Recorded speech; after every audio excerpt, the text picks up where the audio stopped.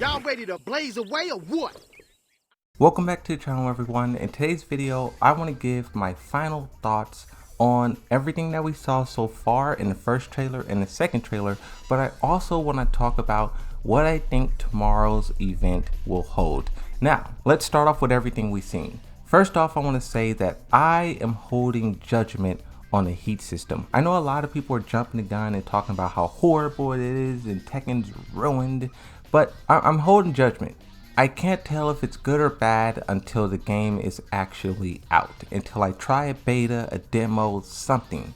The character designs, King being super ripped, martial law, a lot of people was making fun of him, as in Karen top Paul. The designs, I think the designs are actually really good. I think the community was just shocked by the difference in Tekken 7. We have been playing the same game for like almost a decade, so any single change we're going to notice and we're going to hyper focus on, and this is something that I think will happen just as other characters get revealed, but also as we play the game. I can't wait to see how people respond to their characters being balanced differently in Tekken 8 than in Tekken 7. I think there will be a lot of cross comparisons and people wondering why this was changed versus that was changed. Jun Kazama's reintroduction into the game, I think this is really good. I'm interested to see what answers she holds. This is something that Harada was talking a lot about, answers to the story, to the mysteries, to the clues.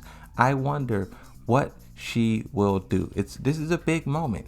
27 years people waited for her to return, and she's finally coming back. Jin versus Kazuya. I want the story to really focus on that. Even though I just talked about Jun Kazama, even though you have other ideas being thrown around, I do want Kazuya to get his moment to shine. For so many games, we have saw Kazuya do nothing, sitting in the background, sitting in the chair. He may say one or two words. We never really saw him control a story, control a narrative like Heihachi has done in every single game. I'm really hoping Tekken 8 really sticks to Kazuya being the main character, the main villain going forward. I really hope they stick to that. Lars. Give this man something to do. I know I always joke about Lars and how Kazuya should kill him and this and that, but I really think it just comes down to Lars having nothing to do. He went from being one of the main characters in Tekken 6 to being nothing in Tekken 7, and in Tekken 8 it already looks like he's going to be that again. So I say for Lars and all the other characters on the roster, give them something to do. It doesn't all have to tie into Kazuya. You could give Lars a different objective, a different goal. Maybe he's the one who is sent to find Jun Kazama, while Jin is delaying Kazuya. He's fighting Kazuya. There's so many different things they could do to make Lars important once again. Also, Alyssa. Stage design. This is where we talk about the gameplay, the actual game itself, not story. I think the stage design is really amazing. Yes, there is some downgrades in quality. I talked about this already. Harada said that the stages that were shown in the second trailer were not done. The stage that was shown in the first trailer was done. So even when you take that aspect out of it and you just look at them for what they are, I think there's a lot going on there. I like the wall explosions. I think I do want to see how this go into like combos. Like, can you combo into it? Wall explosion, and then do another combo? Because if you look at it, Jack does a little bounce right there, and I'm pretty sure some character will be able to do something with that bounce and get more damage, because King is just standing there, right? So I just wonder how much of an impact will this play, because the walls in Tekken 7 is already a nightmare. So if they're introducing something that causes more damage, more nightmare, what happens? But also too, I look at the explosive walls as just like another form of wall break, balcony break, ground break.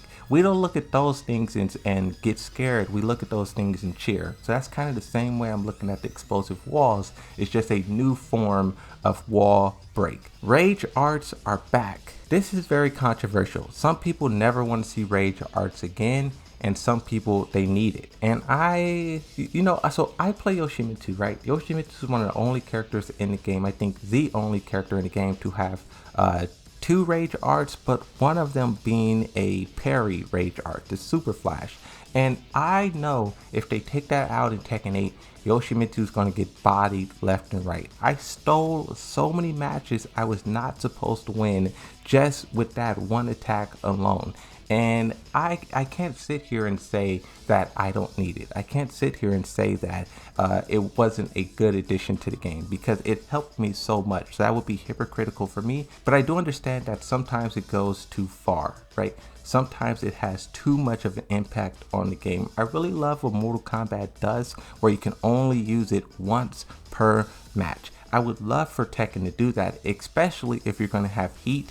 And next thing I want to talk about is Rage Drive. Having all three of these super attacks at once is like crazy. We don't know if Rage Drives will be there, but I think it should be there. That's probably one of the best things in the game. In Tekken 7, the Rage Drive, right? Yes, I think some of them are too powerful, some of them do too much damage, too much frame advantage. I think some of them are too difficult to do versus others that is just like 1+2 forward. It's very simple, right? So I think there is a disparity between the two, but also I just think how much stuff can you pile on before the game is basically Street Fighter, basically supers all the way through. That's all you need to win.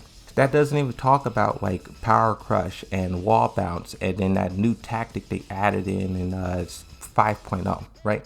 So that is some things that I just think about in the back of my head. But like I said, I'm just holding judgment for Tekken 8 because even though Harada is trying to change the game and the pacing and all that, I feel like he will listen to the community. If you pay attention to what he's done all throughout Tekken 7, everything was listening to the community.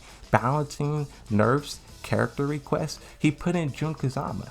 You know, he is known for listening to the community, and I think he will take that into consideration. Quickly giving my ideas of what we will see in the reveal for Tekken 8, I'm hoping it's Bruce, I'm hoping it's Nina, possibly one or two new characters, but I do want them to give us a live match so we can see sidestepping, lol, but so we can see like the actual gameplay, a full combo, how the heat system works in a real match. I think that would be something really cool, and I think people would really be happy, right?